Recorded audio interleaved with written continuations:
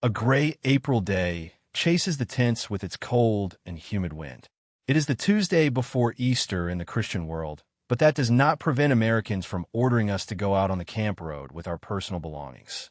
Angry, we pick up our bundles and prepare to leave at the appointed time, after the last check that has left us without a glimmer. There are fewer than 500 non-commissioned officers left, and now we silently say goodbye to this field that has almost become a second home. Yes, the Americans have time. It is already noon, and we are still camped at the door without food. After the initial disturbances, which turned to indifference, the whole crowd now threatens to erupt in wild irritation. They think we are fools. The first voices are heard. Let us return, the impatient demand, but the wind continues to blow its eternal song imperturbably. Let's go, Bill H. shouts. Turner opens the door after hours of waiting. We march south through rows of at least 200 American soldiers who are on both sides of the road. Passing posts, Czechs and Austrians, let's go, shouts Bill H. Turner opens the door after hours of waiting. We march in a southerly direction through rows of at least 200 American soldiers who are on both sides of the road. Passing Czechs and Austrians, a colorful collection of European nationalities, all in German uniforms. We leave the collective camps of Cherbourg and arrive at the highway where we were brought here on December 7th, 1944.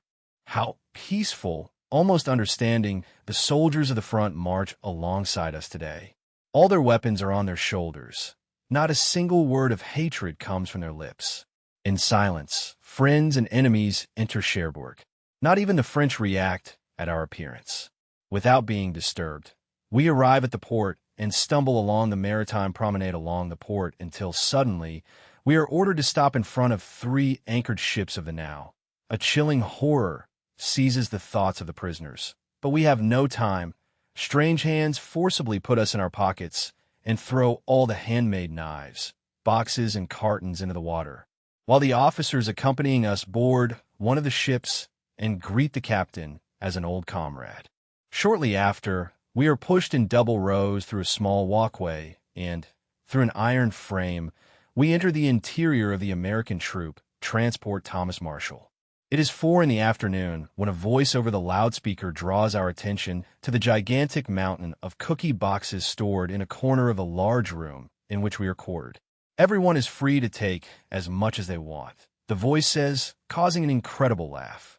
Still like pilgrims towards a sacred mountain, we head towards the corner, and the pile melts like snow in the March sun. Then an incredible confusion breaks out. Soon the Americans appear and, with their presence, restore order to the crowd. The old tent groups are in front of 5-story bunk beds built with iron bars and canvas. In each bed, there is a blanket and a life jacket that can be used as a pillow. The bunk beds are located along the walls of the ship. In the center of the room, there are tables and benches reminiscent of a barracks dining room. Right next to the room is the kitchen, where the cooks are busy. The sink and the toilets are below, at the level of the water.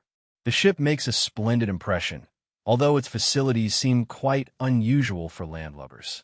At 5 o'clock, 2 guards arrive. That is, they sit in our room, at a table in the back between the stairs that go down to the lower level and the entrance to the kitchen. They hold their weapons tightly.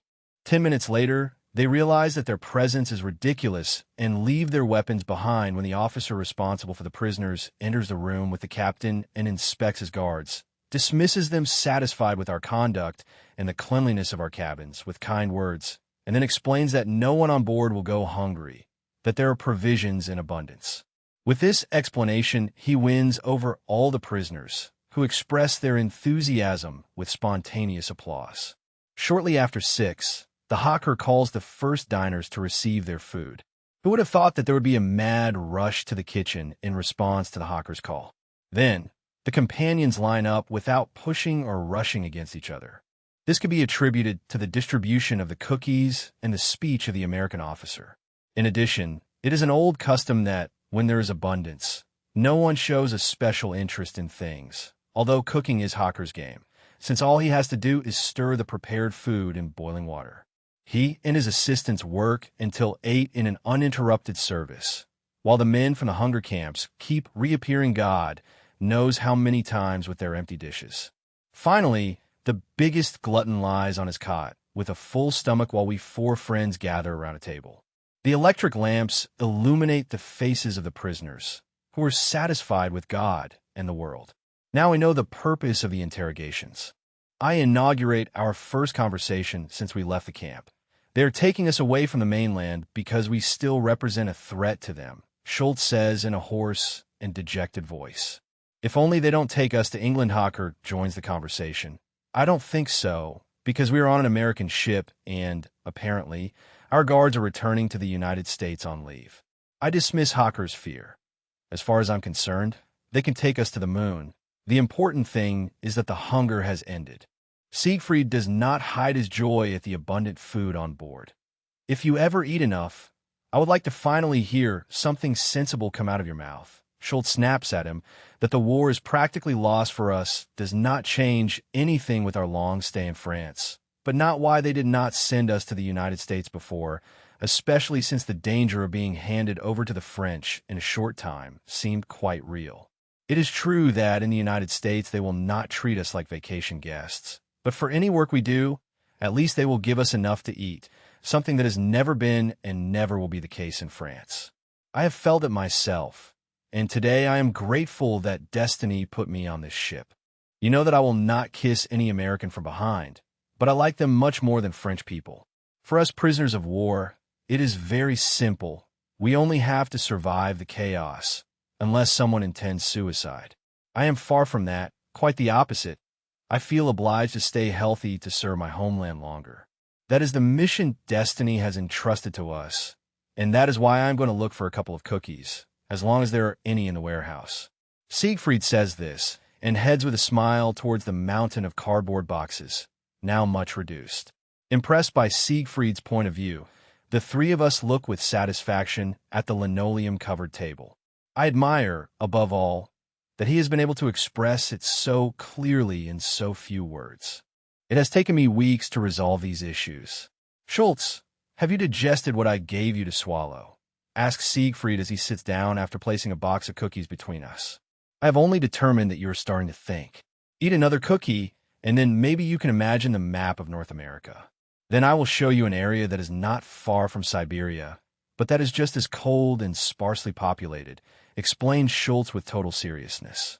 I know what you mean, but I prefer to hunt bears in Alaska than stay in France and clean garbage with an empty stomach. Siegfried laughs with satisfaction. Maybe he is right. Schultz turns to Hocker and me while taking a cookie. Siegfried's opinions coincide with mine, I explain. Satisfied with this conversation, I only need a recipe for bear meat. It is actually a shame that old Brilla is not with us. He was an excellent shooter. Hocker regrets the loss of our friend, so I give him a sympathetic look. A shiver runs through the ship without us realizing it. The Thomas Marshall has left the port of Cherbourg and is sailing at full speed towards the sea, towards the European continent.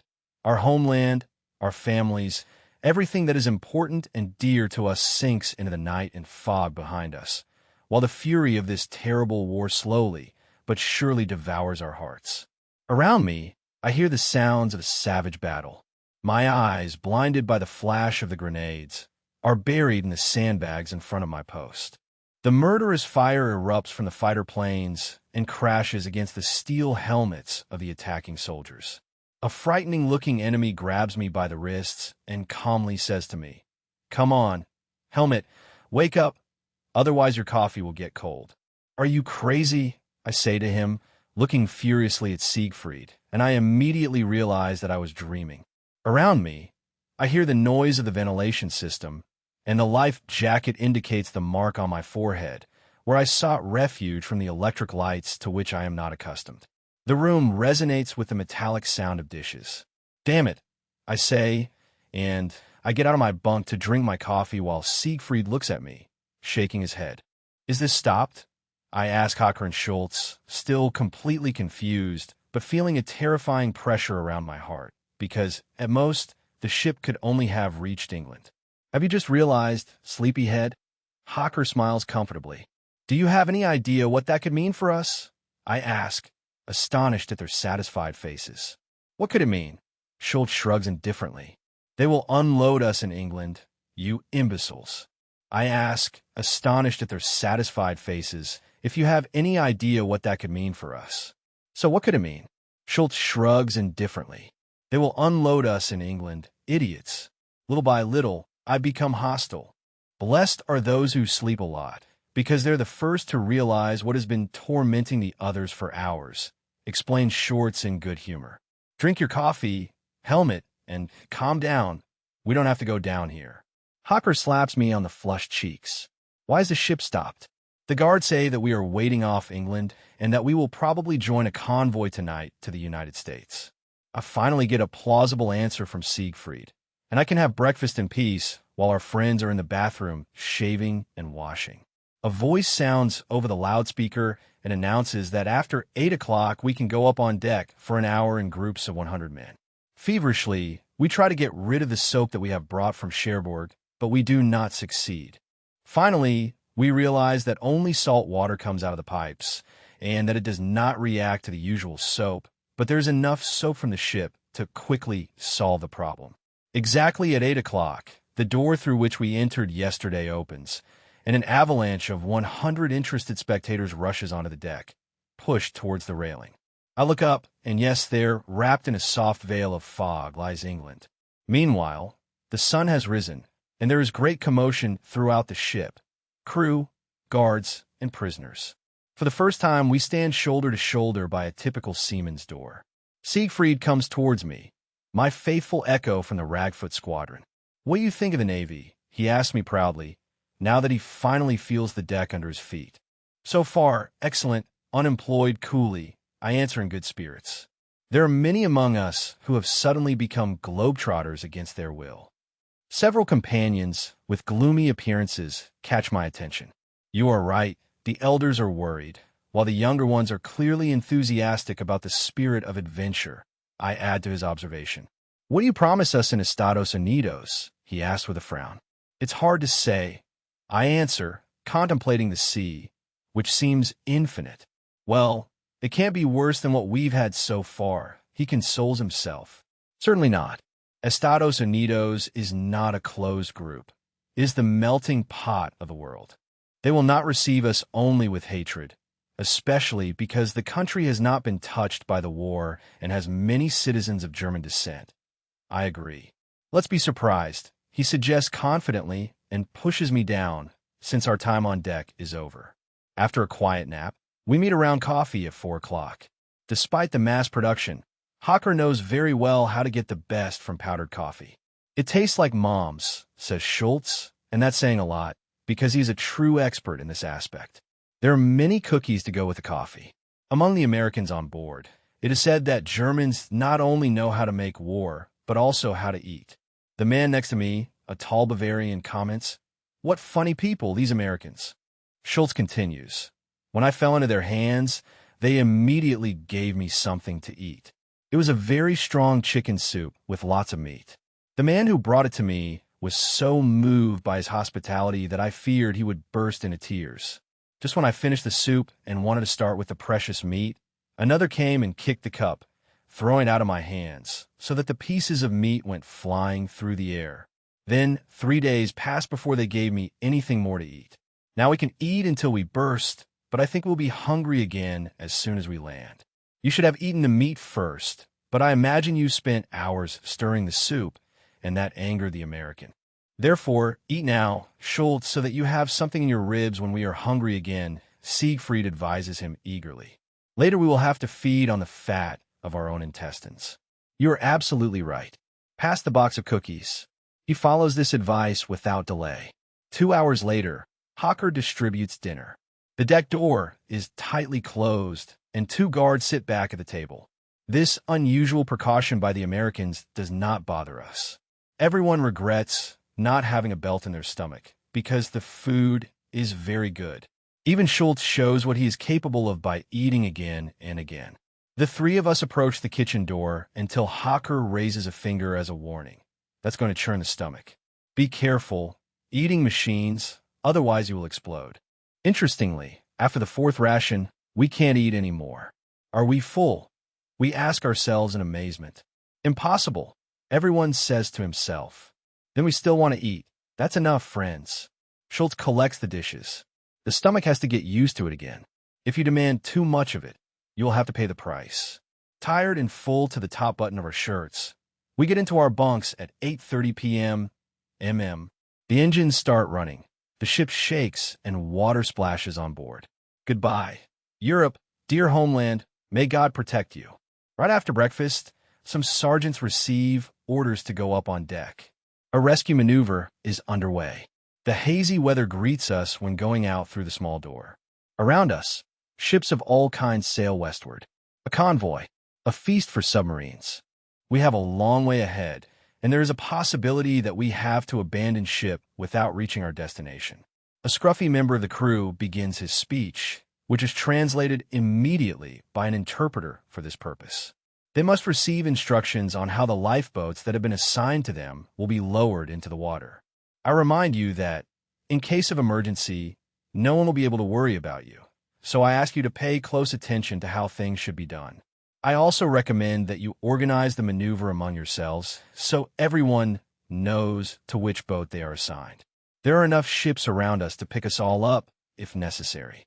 By the way, our people are placing rope ladders around the ship. We cannot do more for your safety at this time. Please, follow my instructions carefully as all that is missing. May the good Admiral Donuts send his gray wolves after our throats. Schultz whispers to me after the maneuver has finished, and we are once again on our way below. If they find us, they will go after the bigger ships. Our small steamer belongs to the Liberty class and is not worth a torpedo. I console myself and him. Your brothers from the Navy, he asks me, remembering a conversation from previous days. Yes, but not anymore in these waters, since they killed the major, I confirm. Well, then, you can sink into a watery grave and not have to worry about thinking that it was your own brother who sent you to the bottom of the ocean.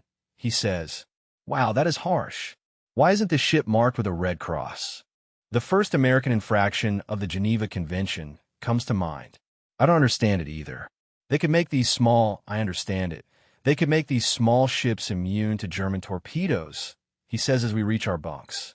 We must send the interpreter to the officers. Maybe they will raise a Red Cross flag. I see a way of protecting ourselves. I will talk to the man about it later. Schultz nods and goes toward his bunk. At 2 in the afternoon, Hocker is among us again, as curious as the first time. We are on the deck of the ship, and we look towards the Navy that plows the calm ocean in a zigzagging course, as if it were guided by the hand of a magician. Siegfried does not tire of explanations. We are entering an area of bad weather, he says, looking in all directions, his ears slightly pointing forward and his brow furrowed. His rust-red hair waves in the wind. It does not look good for at least half of our companions, he indicates, in a somewhat dramatic way with a mocking smile on his attractive face. How is it for half? I ask, disturbed because, without a doubt, they're going to vomit when the dance begins. He explains it to me calmly and slowly. The ship lifts its bow and then lets it sink slowly. The vessel does not have enough springs. Schultz swallows with suspicion and continues with a bitter smile. The ship has just caught air. Siegfried smiles maliciously. My eyes slide across the aquatic desert, somewhat disturbed, while a slight nausea takes hold. Small black, gray hills pass next to the ship. Sometimes they splash, as if in a state of shock in front of the deck. What a disaster! Schultz grunts when the first splash goes over the railing, throwing salt water on his freshly shaved skin. It is only the beginning. Siegfried can no longer contain his wide smile. Look there, the first ones are starting to vomit. He shouts with malicious and unrestrained joy. Shut your mouth, damn it. Oh, no, Schultz exclaims, and suddenly leans over the railing. I'm also dizzy as a dog, and the others laugh. So, the helmet? Siegfried asks in a mocking tone. You will know it when the first wave reaches your face. I answer, disgusted with everything. I'm going to lie down. Maybe that way I'll feel better. Schultz moves away from the railing and staggers, as if drunk, and I follow him without delay. Hour after hour, I am tied to my bed. Only in a horizontal position can I withstand the rocking, but my head throbs as if 1,000 little devils had sat on my stomach and pushed me toward my throat as soon as I try to get up. I don't feel like eating, and all conversations are unpleasant to me. In a bad mood, I look at the iron walls of the ship and listen to the whisper of the water until sleep takes this vile disease from my consciousness.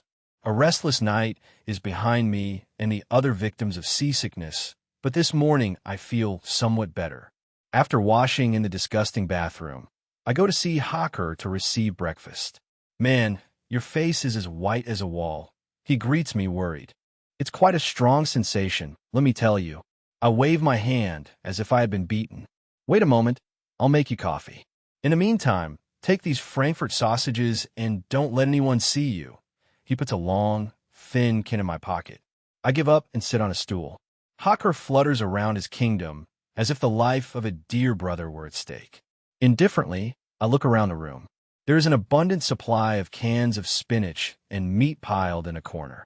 For men are busy opening cans. Even without being seasick, this kind of life would make me vomit.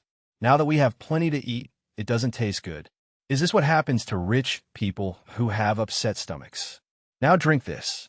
The peddler hands me a large cup from which the strong smell of coffee reaches my nose. And if you have any other wish that I can fulfill, you know I will. Thank you, Willie, and take care. Don't you feel anything with this damn rocking? I wonder about his seemingly normal state, which does not seem to affect him at all. Schultz, come here, so I can take care of him too. By the way, Siegfried has been put to work by the Americans, as some of the dishwashers are absent due to seasickness. He gives me the latest news as I leave, and I am very grateful for his friendship. But the peddler's coffee is not for me. I have barely swallowed it when it turns around, and I go out on deck toward the salty element. Schultz isn't lucky either. Together we kneel to the north and offer everything to the water gods. Everywhere, in every corner, there are men hanging from the deck, vomiting everything but their souls. The guards disappeared a long time ago and exchanged their weapons for cloths. Friends and enemies, we are united under the same suffering, seasickness. When Siegfried comes on deck during his break at 2 in the afternoon, it seems that the fun for our condition is over. Come on, get away from the railing and go to the center of the ship, he says in a voice that admits no reply. Sit here, I'm going to get your blankets and coats. Wait for me, he orders like a worried father who is fed up with his children's nonsense. Shivering from cold and seasickness, we lean on a tool chest in the middle of the ship while the Thomas Marshall bounces on waves the size of hills. The wind speed has increased. The mountains of clouds hang low and dark in the day, Siegfried says as he returns with our blankets and coats. Wrap yourselves up and put on your life jackets. Don't look straight ahead, neither forward nor backward, but directly at the sky, or close your eyes tightly. This is the best place on the ship. Downstairs there is vomit everywhere, which makes even the strongest sick. Without protesting, we follow his advice, but this unusual disease does not abandon us. It is true that, after an hour, we are somewhat better, but perhaps it is only our imagination. In any case, there is no longer any joy in living. Around us, there is only misery. Only small groups remain here, and there as commoners. Vomit everything, comrade, so you will have peace. I hear the suggestion of some smart aleck, but be careful, another warns, raising a finger and showing his horsey smile. If a brown ring comes out, you must swallow it immediately, because it is your dinner. Dinner takes place in a manner unworthy of human beings, and vomiting follows in a senseless rhythm. The men are shrunken, pale as death, before their plates, from which the soup spills, and the tables and benches are covered, but no fight occurs. Everyone is sick as dogs and stripped of their will. At 9 o'clock, the captain of the ship announces that during the night the storm will arrive, which means waves of size number 10, gentlemen. Siegfried comments, looking at Schultz and me with regret. I will get cookie cans with removable lids for you. Hawker suggests thoughtfully provided by Hawker with an empty and a full cookie can, which are squeezed between the diagonal bars of the bunk. I await sleep as the savior of anguish and torment for days. The Thomas Marshall has made its way through the storm-lashed sea. Powerful waves break against its deck and tear off everything that is not nailed down or tied. Clouds as black as night push against its main mast, and pour torrents of furious tears fall mercilessly on its steel body. Heaven and hell, storm and water have joined in a wild hell of nature's force. The brave ship staggers westward, groaning and threatening to break into 1,000 pieces, while inside it the most complicated creations of an almighty God have been humbled into the most pitiful creatures. As they seek a foothold, they spit out the last juices of their bodies, weak and miserable, a pile of lifeless flesh and bones, whose internal functions have been reversed and who are unable to resist this ridiculous disease. I lie on a small piece of canvas during the long hours of the endless days and nights, totally exhausted, until I am ready to exhale what little life remains inside me. It is not very different for Schultz and the rest of the seasick. The ventilation system does not work due to a technical problem, and the air is a mixture of oil, grease, coffee, cigarette smoke, and the vomit of the seasick. The tables, benches, pots, pans, and boxes have come loose and rattle around the room, as if they were under the influence of a magnetic force. Now we are finally clear that the cabin, hermetic to the weather, is an evil cell without windows under whose iron floor the ocean stirs, and, whether we like it or not, there is no escape, because above, the sea snorts as if the day of judgment had begun at the same time. A message spreads throughout the earth that could serve to turn the world around. It even reaches us in our deep hold. The President of the United States has died of a stroke. This news hits us like a torpedo in our ship's room, but now we are not able to reflect on the consequences or discuss them. It is 3 a.m, and the order to put on our life jackets comes over the loudspeaker. The storm has intensified. The Thomas Marshall is, for all intents and purposes, a toy for the unbridled elements, completely apathetic and driven only by an annoying fear that comes from the most remote corner of my heart. I act according to orders and put on my life jacket. Poker and Siegfried swing out of the bunks, and we place ourselves on the floor, ready to help Schultz, and me if we fall prepared die. Hocker comments with a serious face on the situation. As we get out of the bunks, the furiously rocking ship takes a thunderous blow to its bottom. It must be a torpedo or a mine exploding. Immediately, total chaos ensues. Seized by panic, those in front run towards the stairs and pound their fists against the closed bulkhead. The next moment, a voice over the loudspeakers prevents the chaos. Attention, there is no reason to be alarmed. It is just a swell that has pushed the bow of the ship out of the water and crashed it against a huge wave. In 5 hours, the storm will have passed, and we will be back in the karma zone. There is no reason to be alarmed. There is no reason to be alarmed.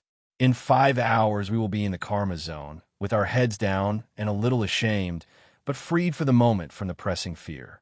Everyone returns to their bunks, but outside the storm and the ocean continue to roar with the same intensity. It is 8 a.m. of this praiseworthy day, April 14th. Schultz and I are sitting with our backs against the toolbox on deck, under the wonderful sun, looking relieved at the infinite but finally calm water desert.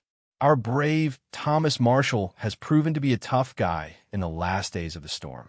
With a bearable rocking, today it heads west again in the company of its brothers and sisters, while its strange human cargo of prisoners comes out to recover. Naturally, it is quite cool early in the morning, but it is a clear day with only a few wisps of clouds chased by the wind that has calmed down. A series of harmless waves spread out ahead. The ship sails with the wind in its favor. Meanwhile, Hocker is busy as a cook for the Americans and competes with Siegfried to help the two of us failures get back on our feet. One tries to outdo the other by stealing delicacies. Condensed milk and wonderful rolls with jam make up our breakfast. Oka has promised salmon and mayonnaise at 10 o'clock, and Siegfried will take care of lunch. Considering everything, we have reason to be satisfied with how the day is going, but we are not, at least Schultz is not. It is bad enough that they tear off your tail, he comments using a vulgar expression he'd never heard before. Now that we have finally freed ourselves from the eternal worry about food, we have to throw up our guts. Why do they save food for us? He asks, annoyed. In that case, they would keep it. I explain to him with a mocking laugh. You can't hold them responsible for the storm. That would be unfair. Look at you. You're on your way to kissing the asses of the Americans because they don't let you starve in their trash can. He hisses at me. Surprised, I look at him more closely. He is very pale. He has isolated red spots on his protruding cheekbones. His beloved brown eyes are almost extinguished in their sockets, and deep wrinkles radiate from the corners of his eyes. Deep blue shadows extend under his eyes. His temples seem slightly sunken and are suddenly covered with gray hair. The man looks very sick and terribly exhausted. My God, I think about what he must have suffered, and an indescribable feeling of compassion invades my heart. But, Schultz, I say with good intentions, what's wrong with you? I know you like that. Forgive me, but everything is unpleasant to me. If only they had left us in WW2 in the afternoon. Hocker and Siegfried join us now. The American cooks have given them the afternoon off. Do you realize that it is getting colder? Asks Siegfried sympathetically when he sees me shivering. I have felt it for a long time, Schultz replies in a hoarse voice. Do you know why? He asks full of emotion. Already told you. We are heading toward Alaska. Schultz wants to overcome it, but this time he is completely wrong. Chief, our march route will take us to Boston, where I have relatives, or directly to New York. By the way, I have seen the maps hanging below the upper deck on the starboard side, where the officers and helmsmen are, right between the third and fourth railing of the wall. You can see it yourself. No one will say anything. This gun is almost in German hands. We have some pretty daring dogs among us. They run as if the ship were theirs. Stop imitating Siemens. I want to know why it is getting colder. Schultz interrupts Siegfried's chatter. You are ungrateful for the good news, but I will still tell you. Today we had an interesting and unusual encounter. Don't dramatize it so. I'll join too. Are we going to meet the icy Stalin? Perhaps more icy and without a mustache. Icebergs, he says ironically. And what? Asks Schultz. Maybe we will run into one of them, and then our asses will be on vacation. Then I must disappoint you if you are so willing to leave this life. No. Jokes aside, there are supposed to be 2 gigantic pieces of ice. The captain is well-oriented. There will be no mermaids. Schultz. Siegfried rejoices gratefully for the change. If you have looked at the map, how far away is the New World? I ask with interest because I still long for solid ground despite the good care on board. We have completed approximately half of the trip. Siegfried notes with a dejected air. Then how is that possible? We have already been 10 days. I know that there are more than 4,000 miles from Cherbourg to New York, and a ship can make the trip in 14 days at most. I express my doubts. Exactly, you have said it. A ship, but we travel together, and we only go as fast as the slowest ship. In addition, we are still at war, and because of the submarines, we follow a zigzag course. In addition, we have lost time due to the storm. You see that my calculations are correct. He tries to convince me that if we had good weather, just for the 2 of you, as far as I am concerned, the ship could go around the world, Hocker confesses, and looks shyly to the side, waiting for an avalanche of protests. But neither Schultz nor I are bothered by it. On the contrary, one could agree with him if it were not for the horrible seasickness. Iceberg in sight. The call resonates throughout the ship. Iceberg to starboard, and everything else is forgotten. Friends and enemies crowd together in dense groups huddled against the starboard railing, looking west with the same sensation. It is a natural iceberg that melts, at least for the moment, unlike the artificial icebergs of the people on board the Thomas Marshall. But there is nothing more to see than a blinding white mass, no larger or taller than a sugar loaf, rising above the dark water. But still people now speak cheerfully to each other in different languages. Iceberg, what a magical word it is at 3 o'clock. The sun is in the southwest, fantastically illuminating the crystal colossus that continues to grow, and that, due to the imposing view, awakens in us memories of the frightening shipwrecks of yesteryear that appear in our 4th grade reading book. The story of the immigrant who found a 4-leaf clover and lost so much time that he did not pay attention to his ship and crashed into an iceberg and lost everything. I hear someone behind me say that he must have liked that story a lot if he still remembers it, and I nudge Hocker, who turns to look with a smile at the one who has spoken. That was around 1912. In any case, shortly before the First World War, a luxurious English ship on its maiden voyage collided with an iceberg and sank with the richest people on board. Yes, yes, it's true, I've heard it. His neighbor remembers it. It has to do with the blue ribbon. A third voice interjects. No, my friend, a fourth voice joins the conversation.